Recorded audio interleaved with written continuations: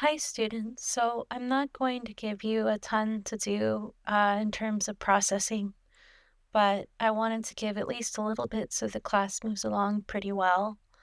And if you are listening to this, I think it will be really clear what it is you need to take away just for going forward. So we are at the part of Hamlet where we have enough reading done, enough information done, where I can say, we're able to group things into sections. And so you could say that Act One is the moment that gives us the problem or the literal crime, right? Act 2 is a lot about delay, and we talked about, different reasons that as someone becomes more, morally educated or morally reflective, as Hamlet as a humanist, prince would have been, that there's sort of morality about what they think is okay to do or not to do also becomes more educated. And this can lead to delay. We spent a little time here talking about PTSD and military training, if you remember from class. So, if we start off with Act One giving us the crime, Act Two giving us the delay and the introspection, Act Three is kind of a super important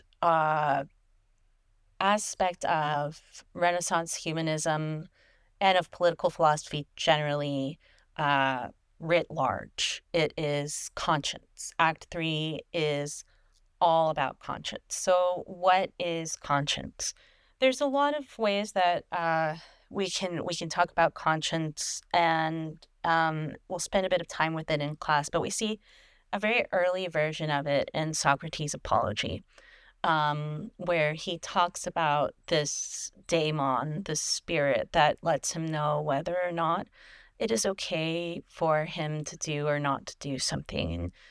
And people nowadays just colloquially talk about conscience as the voice inside of us. And it's a similar kind of thing. It's a guide about our behavior. Um, and if you remember, Act Three is where you get the most famous soliloquy in all of English literature. And this is what I'm going to ask you in your quiz. The most famous soliloquy in all of English literature begins with to be or not to be. To be or not to be.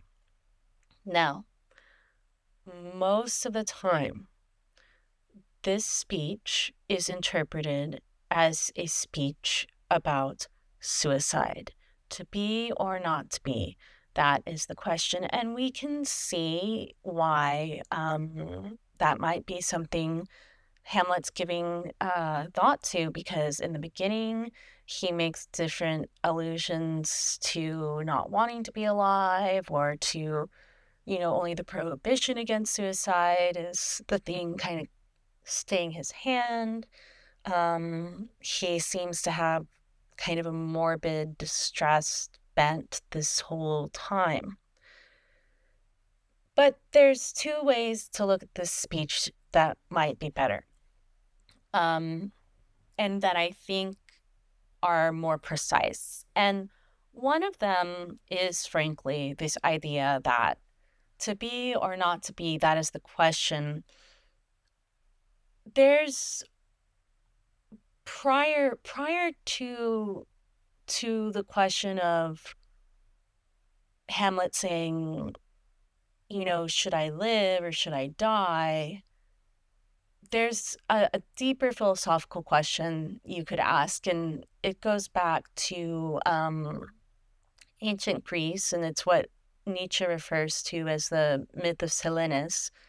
Um, this wisdom of Silenus, actually, is what he calls it, where King Midas catches this nymph and asks what the greatest wisdom is, which is interesting if you contrast it to what Socrates' greatest wisdom is, because Socrates says the greatest wisdom he got from the Oracle of Delphi was um, that he's the most wise because he doesn't know. Um, he knows that he doesn't know. In this story, King Midas catches a hold of this nymph, and when he does, the nymph says that the greatest wisdom is that it would be better to not be born at all. So you could look at this phrase, right, as to be or not to be. It's not Hamlet saying, should I live or should I die? He's saying, is it better to live, to be born, to exist, or to have never existed? And this is a question that's really different from the question of suicide. Um, Another way that you could think about it is as a speech that is asking about whether it's better to endure injustice or to fight injustice. And there's this part where he says, whether 'tis nobler in the mind to suffer the slings and arrows of outrageous fortune, or to take arms against a sea of troubles. So, if you focus in on the language, taking arms against the slings and arrows of outrageous fortune, it's a political language, it's a martial language. I'm flagging it too, partly because eventually we're going to get to Machiavelli, and the idea of arms and arms relationship to fortune comes up together a lot.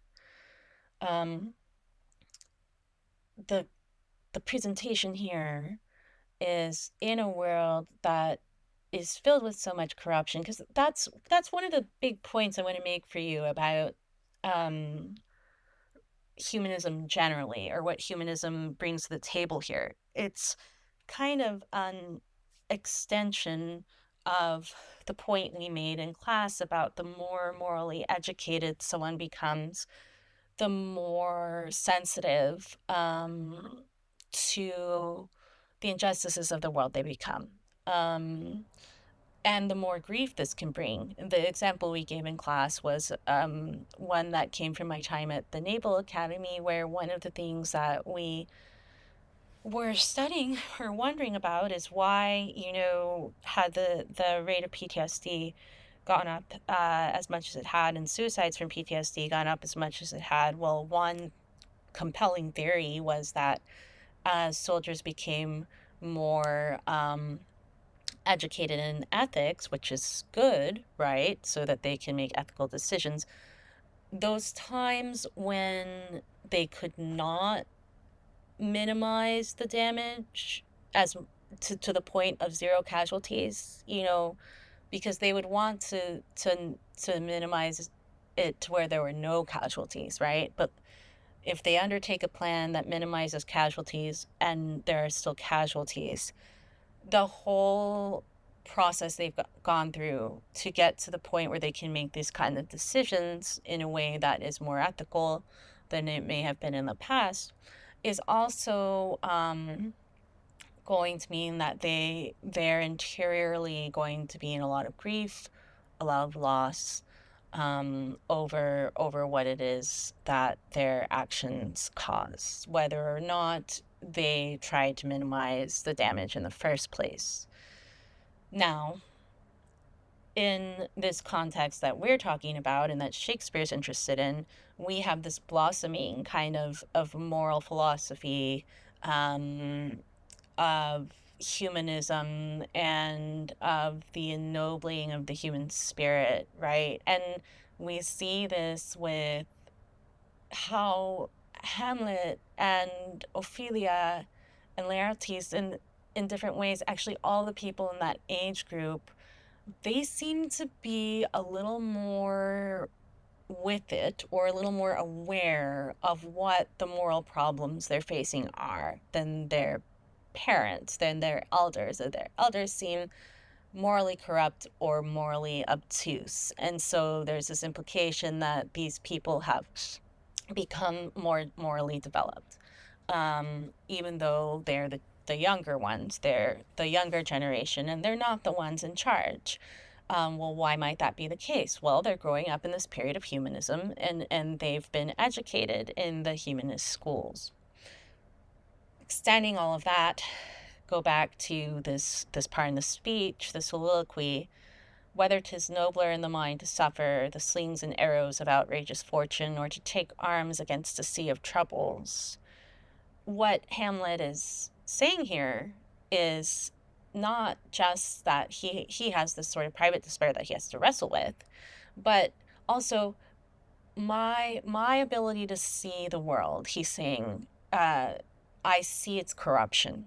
I see its falseness. I see these institutions and these people who seem to be one thing and really are another. And we talked about that in the beginning, in the first act, when his mother and him are talking, and she uses the word seems, and he is really kind of riled up by that. And that's because, like we talked about, for the Renaissance humanists, there's a very big emphasis on seeming and being one, right? So this idea that if you seem one way but really are another, that's inauthentic, that's hypocritical, that's corrupt, and that's bad.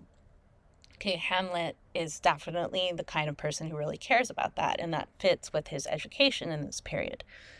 So now he's kind of extending that insight into this question of his action at all, right? So the first act is the crime, the second act is the delay. Now in the third act, in the soliloquy, he's saying, I see through all this. I know what the truth is. I know what reality is. And, does it even matter if I act? Is there any point in acting in a world like this that's so corrupt? And here's the crucial line.